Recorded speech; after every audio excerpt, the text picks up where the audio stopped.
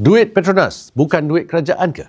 Ya, bila saya nyatakan tiada dana kerajaan digunakan untuk perolehan yang tersenarai dalam perjanjian perdagangan timah balas Malaysia Amerika Syarikat, ada yang kata salah tu.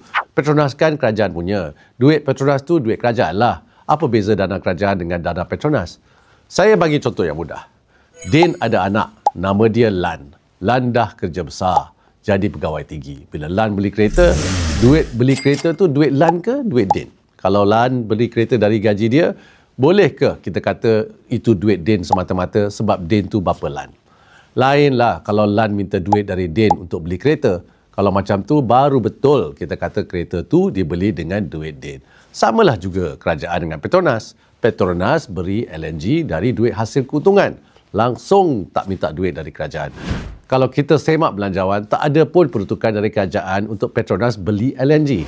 Malah, Petronas tiap-tiap tahun bagi dividen dan bayar cukai kepada kerajaan.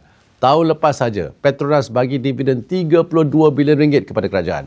Samalah macam Silan. Tiap-tiap bulan bagi duit belanja kat bapanya, Sidin. Jadi, jelas ya, walaupun Petronas itu milik kerajaan, dana Petronas berbeza dengan dana kerajaan.